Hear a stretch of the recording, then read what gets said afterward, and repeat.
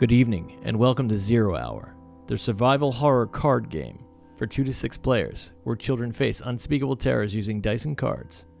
Tonight we'll be looking at the gameplay for the Deluxe Edition, and going over the basics of how the game is run. There are a number of main cards that you'll use throughout the gameplay experience, the first of which is the player card. Each player controls a group of children. Each hand is made up of 5 cards.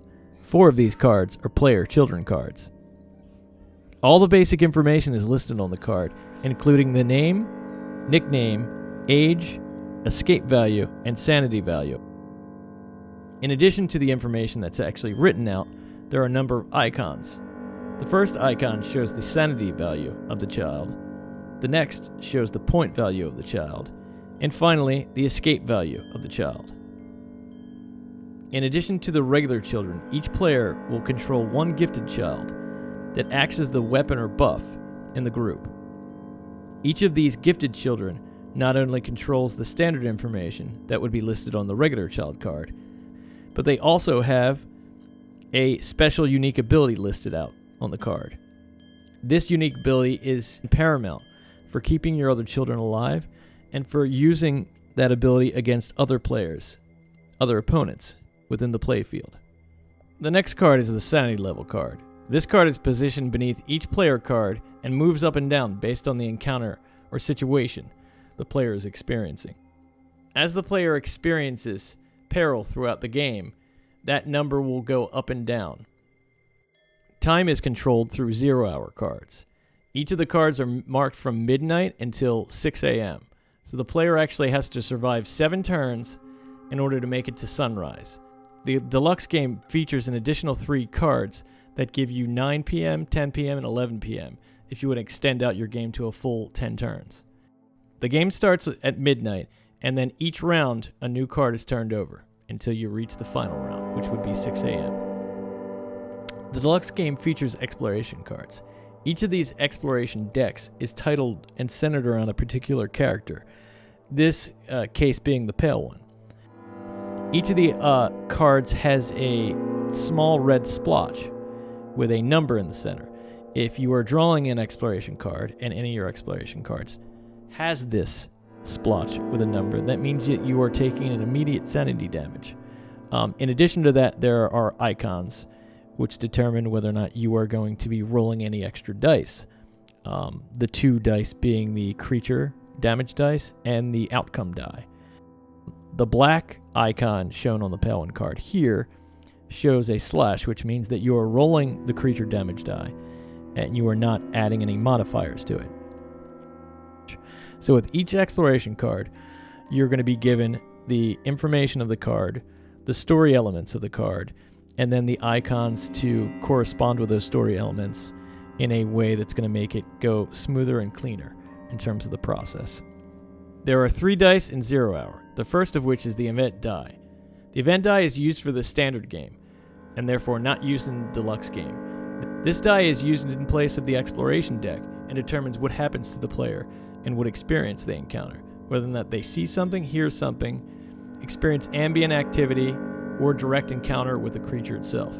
There's also a benefit to rolling the die that may give the player back sanity.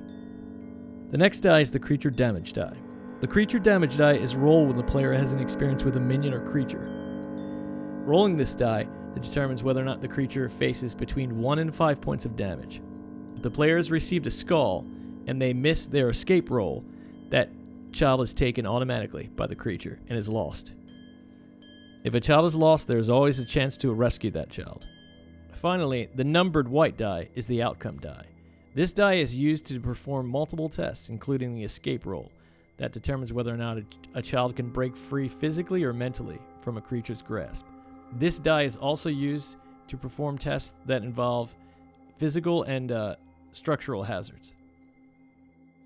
The game begins with one person taking the role as dealer and passing out all the player cards.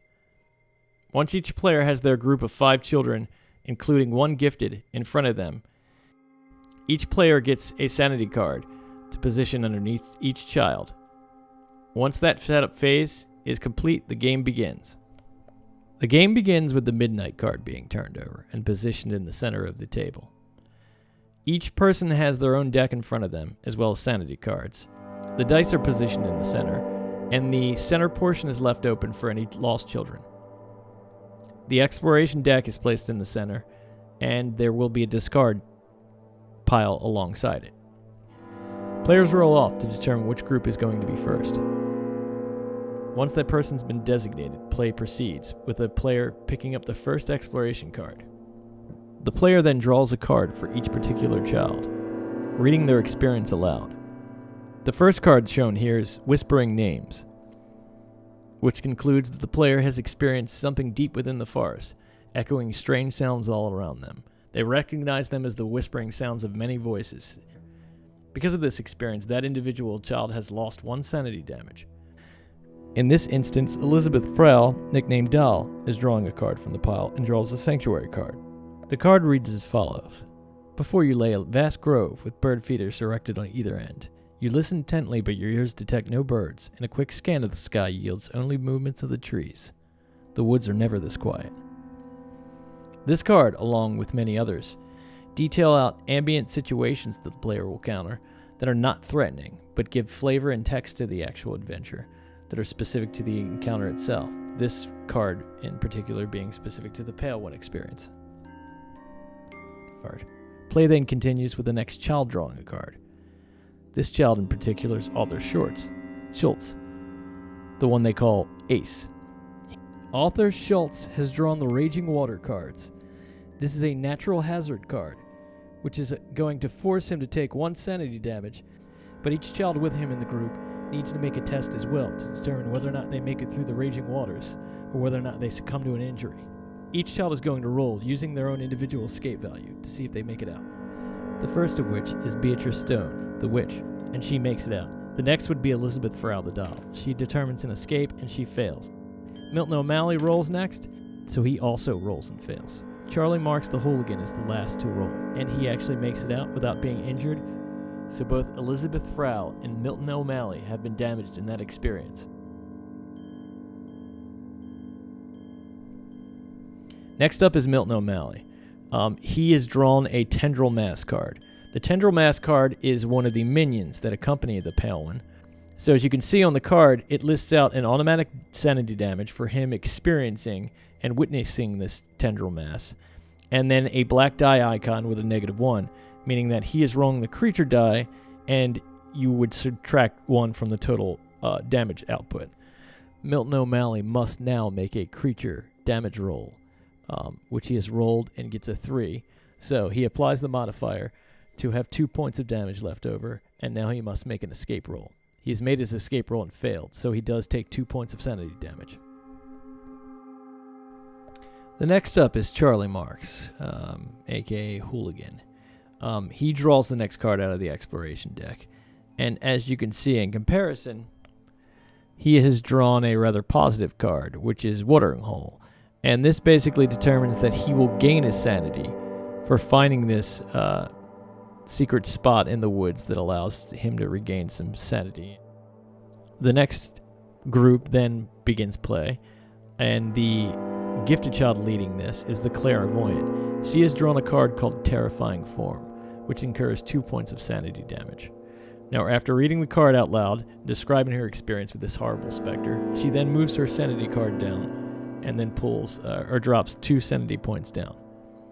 The next up is the next child, which is Lloyd Rafferty. His nickname is Goof. And as you can see, he has drawn the hazard card, which is Rotting Structure.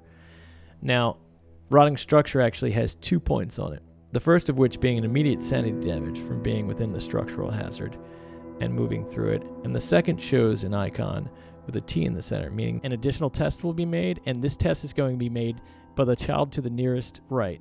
She is going to have to roll her escape die to determine if she can get out of the way of falling debris. She has rolled her escape die and only scored a 4 and needs a 5+ for her escape roll, so she takes 1 point of sanity damage. The next child is Sue Roberts, who finds a beneficial card, which is a lantern. The lantern is beneficial in the sense that if she is going to be up against any creatures or minions, she is able to re-roll any of her creature damage. Meaning that if she was to roll high, let's say 4, 5, or 6, she could then re-roll that die. With each lantern's use, though, she does have to roll a outcome die to determine whether or not that lantern goes out. The next child takes his turn, and this particular child is Sheldon Marks, whose nickname is Dope. He has drawn the rather terrifying card, which is Barn. This particular Barn card is one of 3 story arc cards that are tied in specifically to the Pale One, and this describes a rather gruesome experience of the children walking into this barn and finding blood and harnesses strung up all over the barn with human hair and teeth littering the ground. So with finding the experience, it's listed as a G1 or G2. This in particular is a G2, meaning that all children within the group take 2 points of damage from this experience.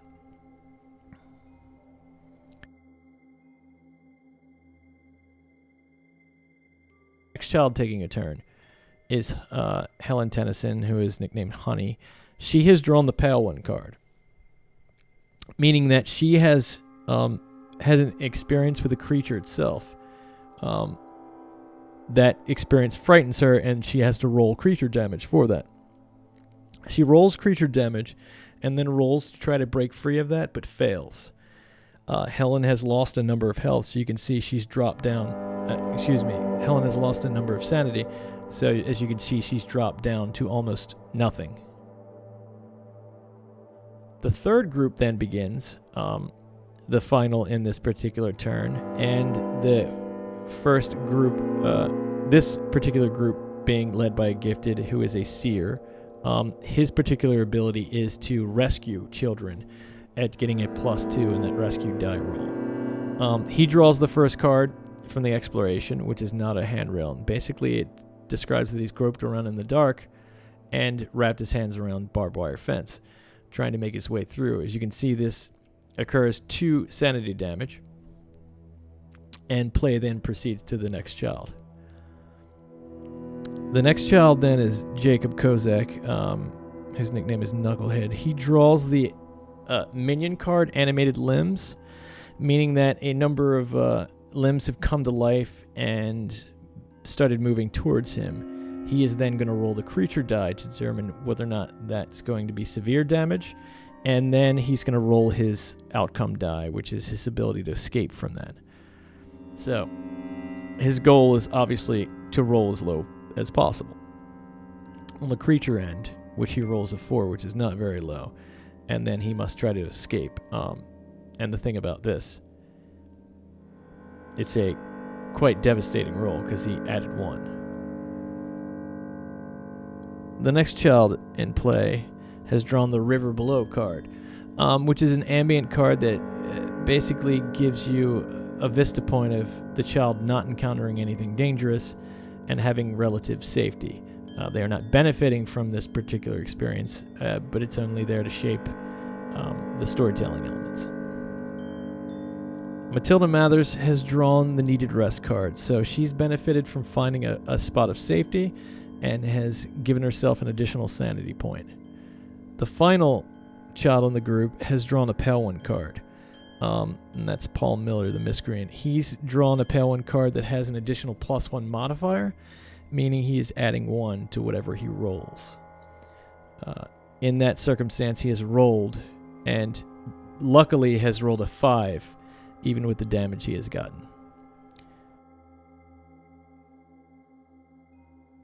An entire round has taken place, and the next card is flipped over, which is the 1 o'clock card. Play then proceeds to the initial starting group, which is led by the Witch. The Witch has drawn the next card in the deck, which is the Pale One. It's the Pale One that is quite a distance away, so there's no damage modifier attached to it. She then rolls the creature die to determine what she rolls, and rolls a 5, which is too much damage for her to take on at this point, and determines that she's going to use her ability. The ability that the Witch has is the Damage Pass, which passes to the leftmost player, and she does so where Paul has to roll for escape to see if he can get out of the way. Paul does not and fails and takes on the full brunt of the damage from the Pale One, which is 5 points to his sanity.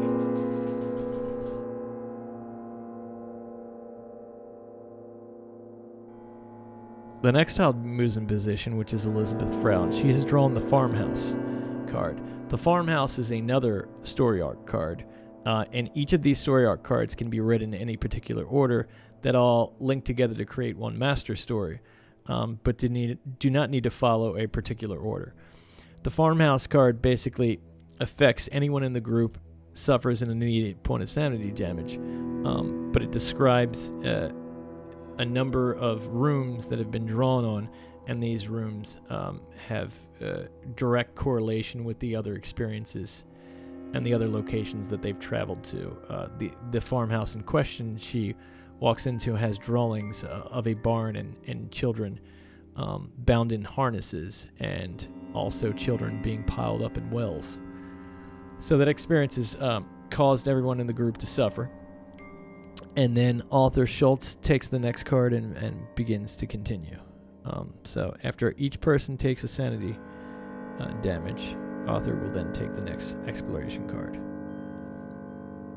So author draws Distraught Man. Distraught Man is one of the ally cards. In each experience, there are a number of allies hidden in the deck. And this particular ally is a distraught man that is looking for his son. So he's wandering drunk in the woods, essentially. And you can have him be part of your group. Essentially, the ally card is worth points in the end game total.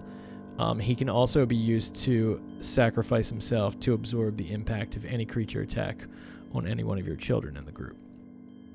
Milton O'Malley has drawn the Pale One. He has drawn a particular dangerous Pale One. This is the closest creature, or closest proximity Pale One he will draw. There are 3 different Pale One cards hidden in the deck. Each of them have modifiers based on the distance of the creature and the type of attack being used by the creature. He has drawn the Pale One with a +2 modifier, which essentially has him strangling Milton O'Malley with direct force. So Milton O'Malley, obviously, he's going to roll for creature damage and then add to that total, where he has rolled a 5 + 2, which gives him really high damage, and then he's only rolled a 2 for his escape. So he has basically lost all of his sanity, and he is now moved to the lost pile of children that were lost either through physical and mental attacks with the Pale One or minions in this particular case, or they've lost sanity due to hazardous events, eerie screams, visual things that they've seen. Once they are gone in that fashion, you do have the experience, or you do have the option to rescue them. And in this case, we're going to use the next child next to Milton O'Malley to perform a rescue roll. So he's going to roll, and the goal is to get a 5 or better. If you get a 5+, you were able to rescue that child. And certain gifted children have abilities that then make that process even easier. So the boy has rolled nearby, which is the hooligan, and rolled and gotten a 6. So Milton O'Malley has returned to the deck, and any child returned to the deck only returns with 3 sanity. All right. I'm going to move us ahead a couple of turns till the 5th hour of the game, essentially. And the witch has drawn an animated limbs card, which has a +1 modifier to it, and she's determined that she's so low on sanity now that she's quite worried. So she rolls for creature damage and finds that she rolls and gets 2 points of creature damage plus the modifier, which gives her 3. She automatically takes a point of sanity damage for the attack itself, and decides that she is going to use the item card that she's carried and picked up in the previous turn, which is Mysterious Stone. Now, in order to use that, she has to roll the outcome die and determine the effects of that. She rolls a 5, and by scoring a 5, she's actually bent time with the Mysterious Stone. She turns the clock back by 1 hour, meaning that instead of it being 4 a.m., it then goes to 3 a.m. She is not damaged by the creature any further, but she has moved the clock backwards, which is greatly going to affect the course of the game and greatly upset many of the other players. That's part of the experience.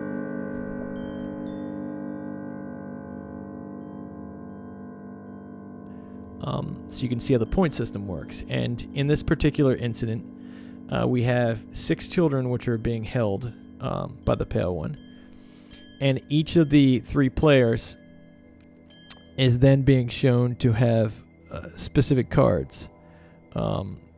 Let's say player 1 actually has found a mysterious stone, has also picked up a scrap of cloth, and one of the children has a lantern. They also have found 1 ally. The next group has found a lantern, a flare kit, and a torn letter. In addition to that, they have also found a ally, and this particular ally is a crazed hermit. The final player, player 3, has no items, no abilities on them. So in this particular circumstance, point value is done in a player, sanity point, and item method. Each child player card has a certain set value from 5 to 15 points. That is the initial base value that you add. You then take any additional sanity points left over, plus any items that actually have a green stamp icon with a number in the center. Moving forward to the next group, we'll find that player 2 has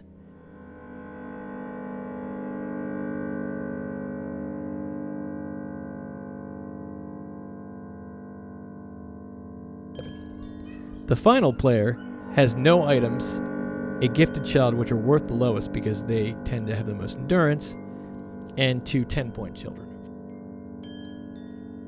Now, there are many other cards, many other possibilities. If anyone has any particular questions or wants to see any particular cards, I will be putting up more cards throughout the week. All right, thank you very much, and thank you for watching.